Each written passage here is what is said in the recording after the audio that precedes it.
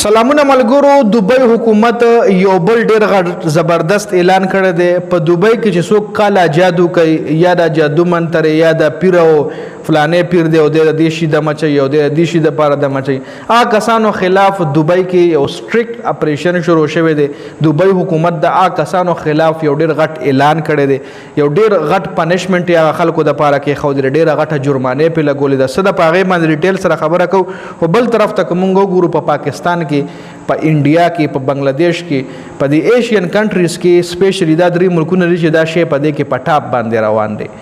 دا ولې پټاپ باندې روان دي چې مون خلک هم عمده خلک وسیله کړي دي. الله پاک متوبخ ته توبه شاله کړي دي چې سم مسله را پسې راشي نو بس پیر پسې تختو جادو ټونه چې کوم دالن سبا ګوره جادو چې څوک کوي کنه اخو دایره اسلام نه بهر کیږي. رورا زمون په خوږ نبی حضرت محمد صلی الله علیه و آله وسلم باندې به هم غیر مسلم جادوان کول، غیر مسلم او په تعویذونه او دغه جادو منتر کولو زمون په خوږ نبی باندې. نو دا چې څوک دا شی کوي نو دا خو چې څوک کوي هغه هم او چې زه مطلب زه وردم او دغه شی د په بل چا کوم یو کور رانوم یو دوه کسانو رشته خرابوم یو دوه کسان په جګړه کوم نو دا خو بس تستا چې کوم مقصد دې ځکه دې شي دې کې ته کامیاب شې خولې دا شی پتا نشي راتلو. تاسو تاریخ ولټوي چې چا دا جادو منتر کړی چا تعویذونو کار کړی نو الله پاک هغه بیا چې داغه کم اخرنه جون دی هغه څنګه بدترین جون وي داغه د خلکو د پاره پکې یو غټ عبرت پروت وي داغه سړی په جون کې چې څوک دا کارونه کوي.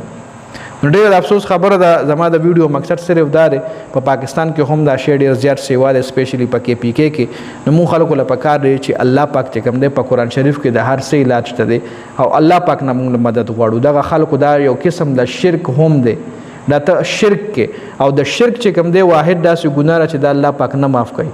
شرک الله پاک بیخي نه معاف کوي. خیر اوس پر شو دوبۍ حکومت چې کم پلان دی دوبۍ حکومت چې کم اعلان کړی دی نو دوبۍ حکومت اعلان کړی چې په دوبۍ کې کم سړی جادو منتر کو یا د پیرانو دا سیستم کو یا د تعویذونه وغیرہ وکړ نو پاغه باندې غټه پابندي لګېدلې د 50,000 جرمانه پاغه باندې لګي پلس قید به هم په جیل کې تیری پلس هغه کچره د دوبۍ نوي د نور ملکونو وینو هغه په دوبۍ باندې بین کیږي هم په دوبۍ باندې باغه بلیک لیست کیږي هم.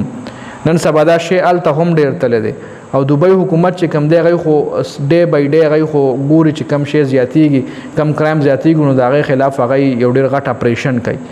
نو دوبۍ حکومت د دې خلکو خلاف هم اپریشن باقاعده شروع کړی دی. کم سړی چې ګیرای مشکوک کس وي د دوبۍ خپل سی ای ډي هم شته چې هغه باقاعده انویسټیګیشن کوي او هغه کسان رانیسي چې رونیسي 50,000 درهم جرمانه د 50,000 درهم نه جوړیږي تقریبا 38-39 लाख ته جوړیږي 50,000 درهم نه پاکستاني 38-39 लाख روپۍ ته جوړیږي.